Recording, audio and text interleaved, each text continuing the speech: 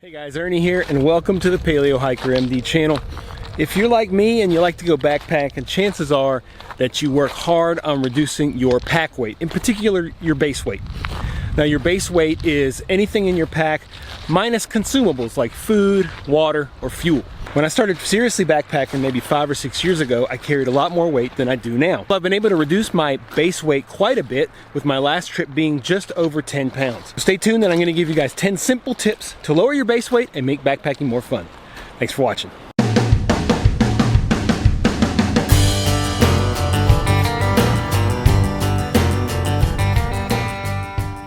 So tip number one is to really concentrate on your big three. That's your backpack, your shelter, and your sleep system. These things are not only, I think, most important, but also can be the heaviest. So that's a good place to start to really drop your base weight. Now, realistically, sometimes you just have to spend some money if you want to drop weight in this category. There are pretty lightweight options from the standpoint of tent camping. There's also very lightweight options from the standpoint of hammock camping. You can spend a realistic amount of money and drop your weight a certain amount, but if you really want to drop it even farther to that 10-pound range or so, I think you're probably going to have to spend a little bit of cash. Companies like Hammock Gear or Z-Packs really allow you to drop your weight. For your backpack, concentrate on lighter weight materials. Of course, Cuban fiber or Dyneema is probably the best choice, but it's also the most expensive. You can find some decent options out of China that are pretty lightweight but may not be as durable. You have to really take care of this gear. As with all lightweight gear, you've got to take good care of it or it's not going to last. From the standpoint of your shelter, I would suggest going with a hammock. Whoo, that sun is coming out. You can get pretty lightweight hammocks from Dream Hammock that aren't too expensive, maybe $100, $125. Then you'll have to look at quality top quilts and bottom quilts. Those can be fairly expensive as well.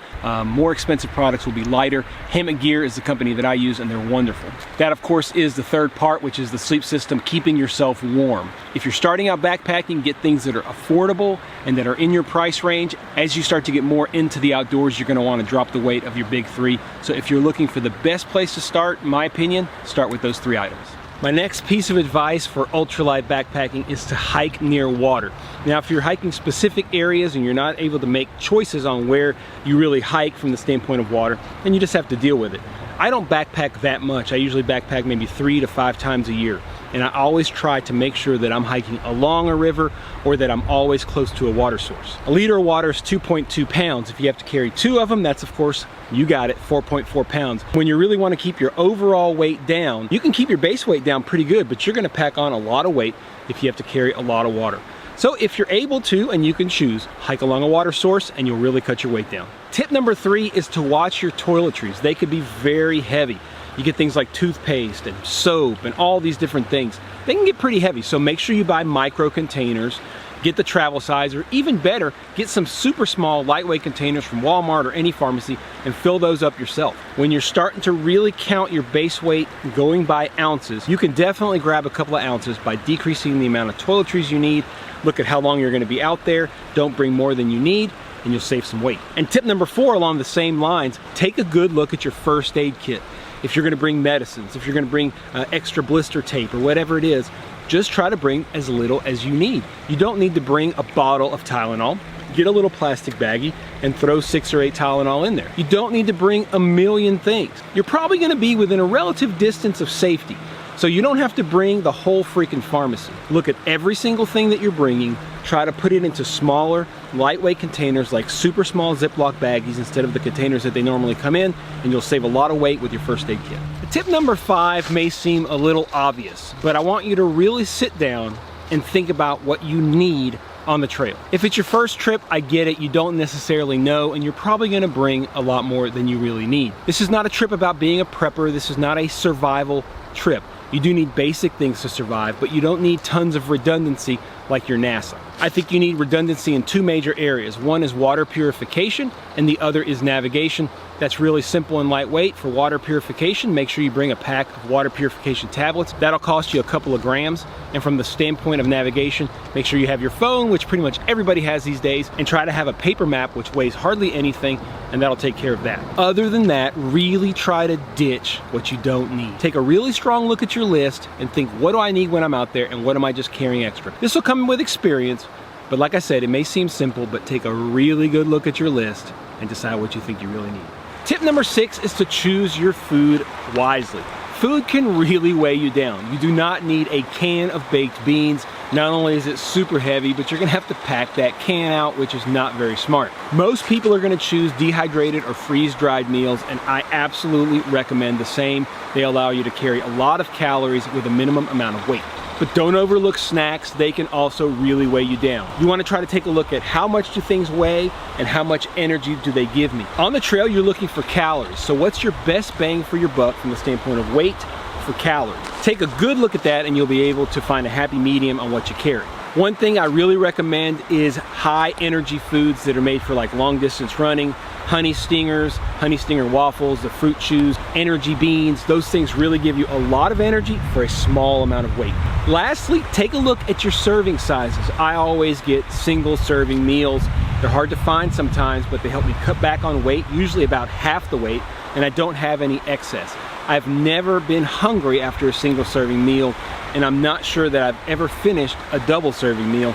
That's just me, but pay attention to serving sizes and you can cut some weight there too. Tip number 7 is a little detail that I think is important, and that's to use lightweight cordage. We have amazing technology these days with Dyneema cordage, and I highly recommend you use it. Almost all the stuff that I use is called Zing It. There's also another called Lash It, I think. I bought these from Z-Packs as well as from DutchWearGear.com. It's a little expensive, but it is super strong and super lightweight. When you're looking at all the different cordage you're using, like ridge lines and guy lines for your tarp, throwing your bear bag and hanging it, you really can pack on a lot of weight with just cordage. If you look, for example, just at a bear bag kit, my bear bag, I have a rock bag from Z-Packs and I have a whole bunch, I think it's like 50 feet of Zing It, and it weighs about 1.75 ounces altogether, and that includes a little carabiner to hook up my food bag to. Get 50 feet of paracord and weigh it. Bank line works well too, but I find that it frays a little easier than Zing It, and it is heavier. So do yourself a favor, buy some Dyneema rope, very thin strength. It holds tons of weight and you'll never reach those specifications or those limits, and you'll save yourself a lot of weight. Tip number 8 is to minimize your clothing. You always think you need more clothing than you actually need. Look, if you're gonna hike a while, you're gonna stink. There's really no way around that. The only thing that I always carry extra of is underwear and socks. I do find that they really help me feel fresh in the morning when I get a new pair of each. They don't tend to weigh that much, but if I go on a one-night trip, all I bring is one extra pair of socks. I don't bring extra underwear. I'll deal with it the next day. Just resist the urge to take extras of everything. If you go on multiple trips, you'll find that you're not digging into that clothing bag as much as you thought you would. I just went on an overnighter here in Arkansas. I wanted to be able to layer. I took a synthetic t-shirt, I took a very lightweight long sleeve synthetic top, and I brought a little Patagonia button-up shirt that's great in the sun. I would layer those up and down through the day, and I had my down jacket in case it was cold. Of course, I brought gloves and I brought a hat, and that kept me very comfortable. It worked out very well. It was warmer than I thought, and I probably could have gotten away with just one or the other long sleeve shirt or the long sleeve synthetic t-shirt. But either way, it worked out fine. Just make sure you pay attention to how much clothes you take and resist the urge to take doubles of anything other than socks and underwear, in my opinion. Tip number 9 is also maybe a little obvious, but that is to meticulously plan everything that you bring. I use a website called geargrams.com. I'll leave a link down below to that. It allows you to input all of your gear custom. You can name it what you want, and you can put the weight. You can also mark it as consumable, so whenever you get your list at the end of the day, you can know what your base weight is and what you're carrying in consumables. You can make new gear lists and literally drag and drop your gear over, and you know exactly how much you're bringing. This allows you to pick and choose and play around with all of your gear. I have pretty much all of my gear listed there.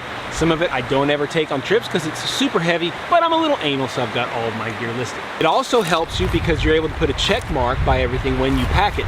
So not only can you plan your trip and know exactly how much weight you're bringing, but you can make sure you don't forget anything. It has a very convenient iPhone app as well, so you can carry things and mess around with it on the go. Be smart, plan ahead, and minimize your weight. Tip number 10 is something that may be a little uncomfortable, but have a buddy take a look at your gear and give you feedback on what they think is excessive. This is very common when you're doing long distance hiking. They call it a shakedown. There's quite a few kind of famous people that shake down along the trail, whether it be any of the 3 main long trails here in the United States.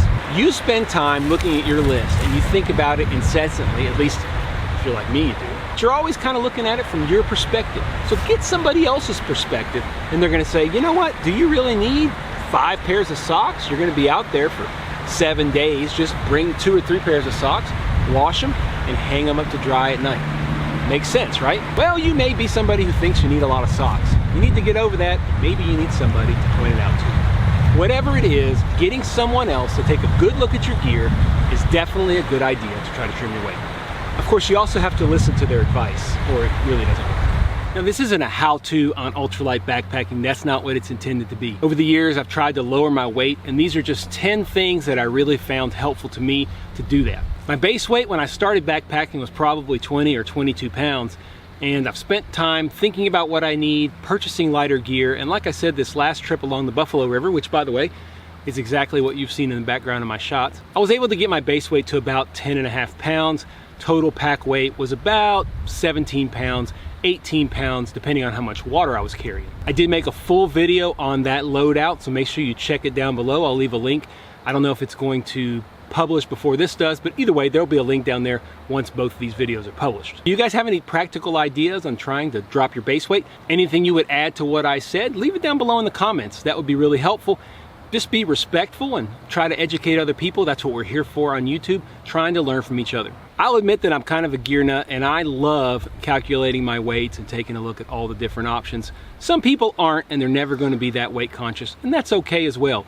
But maybe these 10 tips will help you look at a couple of areas and help you shave a couple of pounds off your base weight. As always, guys, I truly appreciate you checking out the Paleo Hiker MD channel. Do me a favor, a big favor. If you like the video and you think it's cool, hit the thumbs up down below. It really helps spread things across YouTube and helps my channel out. If you don't want to miss any videos, hit the subscription button. If you want to be absolutely sure you don't miss any videos, hit that ding dong bell, and you'll be the first to know when I publish a new video. Beautiful day here along the Buffalo National Wilderness River. It is an awesome place if you've never checked it out. It's kind of northwest Arkansas. I backpacked near the town of Ponca. Now I'm near the town of St. Joe. About to go check out what's called Tyler Bend State Park. Just gonna look around and see what it's all about. This spot that I'm at is called Grinders Ferry. It's just a sandbar that's available for camping for anybody who wants to come out here. Pretty neat place. As always, I appreciate you checking out the Paleo Hiker MD channel. Stay tuned for more videos.